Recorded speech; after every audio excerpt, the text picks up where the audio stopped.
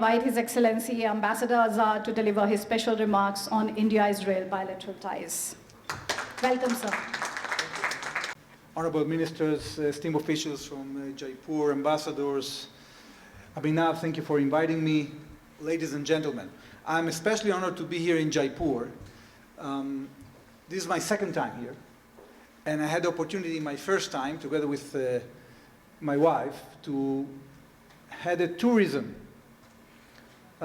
sightseeing, and I learned about the history of this place, and I'm not surprised that you are having such an institution, such an approach in a place like Jaipur, because this is a bastion of the Indian civilization, a bastion that had withstand waves of invasion.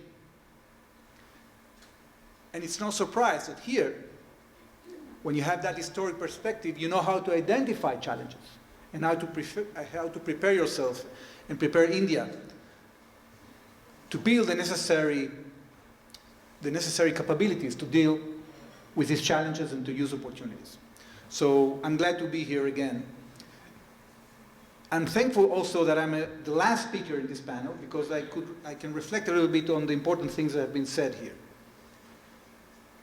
I want to tell you mainly two things, two reasons why the relationship of India and Israel are only becoming more important and more crucial for the national security of both countries.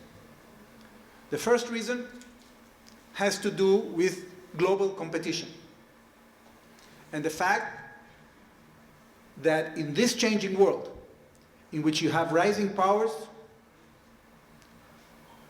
India needs a country that will give it the technological edge to compete successfully on the global stage, and Israel can no longer stand or lean only on America for its national security, and the fact that we have a second global power that is emerging, which is also a democratic power, is a great opportunity that Israel cannot miss.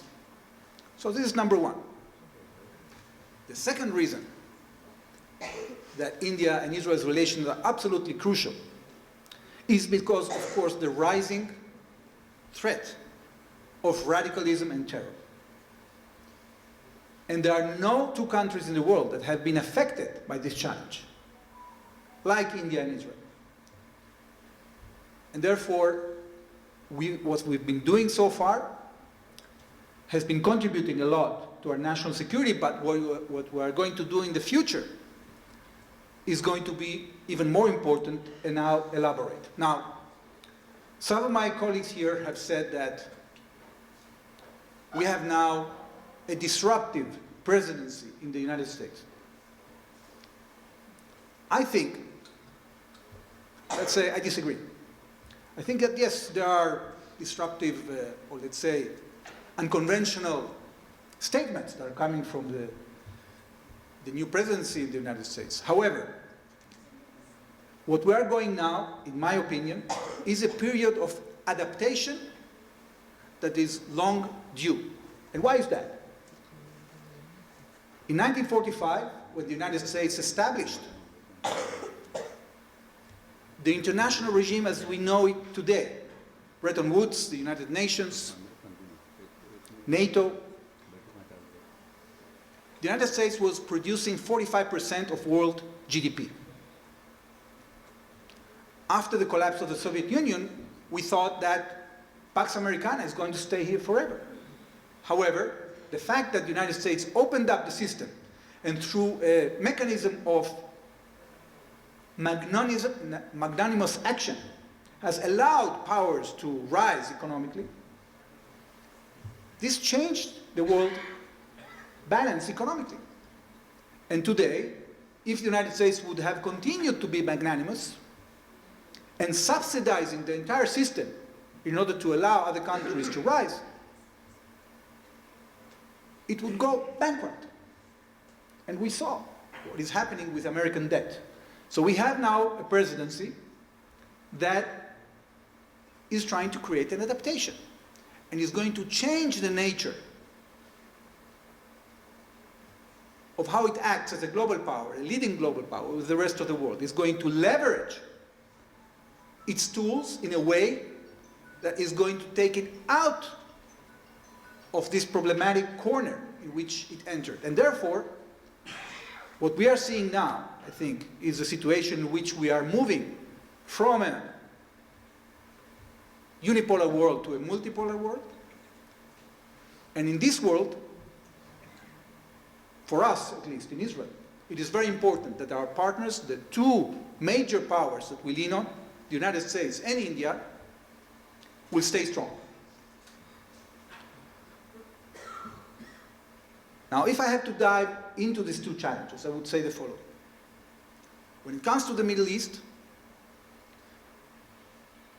we have a multiple challenge. Not only that we have to deal with radicalism, but we have to deal with a situation in which there might be other powers that are trying to enter the region, or powers from within the region, especially a radical power called Iran, that is trying to disrupt the region, that is trying to stop the evolution of development and stability that is being led by the United States. And therefore, we had this terrible conflict in the last year that started with one of the most atrocious terrorist attacks in history. For us, the most terrible human disaster since the Holocaust. But looking into the retrospective of what happened after that attack, I'm looking into the future with a lot of optimism. And why is that? First of all, is because Israel changed the Middle East. Thanks to our military operation, not only that we managed to neutralize the Hamas military machinery, it's not over yet, but we also gave a severe blow to the forces, the proxies of Iran, and we actually gave back on a silver plate to the Arab world two countries: Lebanon, that has just elected a new government, and Syria. So the question is whether we are going to be able to have a diplomatic victory following the military victory. Usually in the Middle East, the situation was that because of the fact that Israel is the only Jewish state,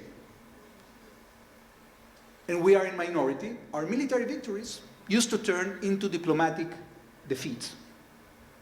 Well, with this new administration in the United States, I think that we have a chance of having a diplomatic win that will not only work for us, but will work for the entire region, because the Abraham Accord countries, Jordan, Egypt, they together have a common interest to create stability in the region, to fight the radicals, to put in the corner the Muslim Brotherhoods, the Salafists, those who want to bring back the caliphate and terrorize the countries of the region. So together, with CENTCOM, with the United States, we can stabilize the region and also create a better future for the Palestinians, for our Palestinian neighbors, with a leadership that will be moderate and will join the efforts to create peace in our region.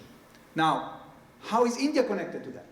I think that we heard that very clearly before. India can play a crucial role by establishing this corridor that will not only be a corridor of transportation or logistics. This can be a corridor of peace that will include projects of energy, of communications, of storage, employment, that will contribute to stability in the region. And that's why it has become a bipartisan issue in the United States. Not only the Biden administration has announced that, but we also hear now the new incoming administration, just yesterday, thanks to the meeting between Prime Minister Modi and President Trump, that this initiative was re-adopted. So it means that it makes sense that the powers that be understand that this is part of the new architecture we want to build in our region. Now, we cannot build that architecture if we don't defeat the terrorists. And that's why we have heard very clearly the president talking differently about Gaza. We have seen the UAE ambassador in Washington saying the same. We have to do what makes sense and not go back to archaic formulas that are perpetuating the conflict in our region. Now, specifically from the Middle East into the issue of economic global competition and the uniqueness of our relationship, I want to mention two events that happened this week. The first is the visit of our economy minister, Nir Barkat, that came to India with a delegation of 100 companies. This delegation was formed in only 2 months. There is a huge interest in Israel to come to India. And why is that? It's because not only that we understand that India is a rising global power, not only that we have in common the heritage and the people-to-people contact, but also that the growth in the Indian economy is going to secure the chain of supply that Israel needs in time of peace, and also, have we seen this last year, in times of war. And this becomes an important element of Israel's national security. And that shows that there is an increasing role for India in the national security of Israel and an increasing importance of this relationship. Another event that we saw this week was in Aero India, in which we saw the main leading Israeli defense companies signing important contracts with their Indian counterparts. At this stage in time, Israel is probably the first country that completely adapted to the policy of Make in India. It was hard for us, let's be frank. We were enjoying a very good situation up to 2018, which we had about 15% of the Indian procurement cake, and we wanted to continue forever. However, reality changed. This was a crisis for us because we had to adapt. And today, the Israeli defense companies have established multiple companies in India that are maintaining, are producing, and even are doing R&D. We're producing together drones, we're producing together missiles, we are producing together autonomous amphibious vehicles, autonomous helicopters, drones, ammunition, and this is just the beginning. So this partnership is going to go forward. We have to do some additional adaptations, especially when it comes to the capability of Israeli startups to operate in this country. We were, up until now, very tuned to the American economy. But in order to work in India, there are some things that we have to do, and there are some things that India has to do. We are looking forward this year to sign some agreements, a mutual investment agreement, maybe a financial protocol. We are discussing with Minister Goyal maybe a trade agreement. But are things that our private companies have to do. And one of the ideas that Minister Barkat came with following this trip is that we have to do a joint fund, not only for R&D, but also for joint business development in a way that will help Israeli companies and Indian companies to absorb these technologies, to scale them, to change the nature of how Israeli startups operate, to adapt to the Indian level of price and to Indian scale. So we have challenges ahead of us. I'm very optimistic. I think that we can succeed both in the regional sense, in our region, thanks to the victories that IDF and the brave soldiers of our country have given us, and also in the global sense, by partnering in order to win this global competition. And now that we have this American administration focused on helping us achieve it, I'm sure we're going to be capable of doing it. So thank you very much, and again, thank you for this invitation.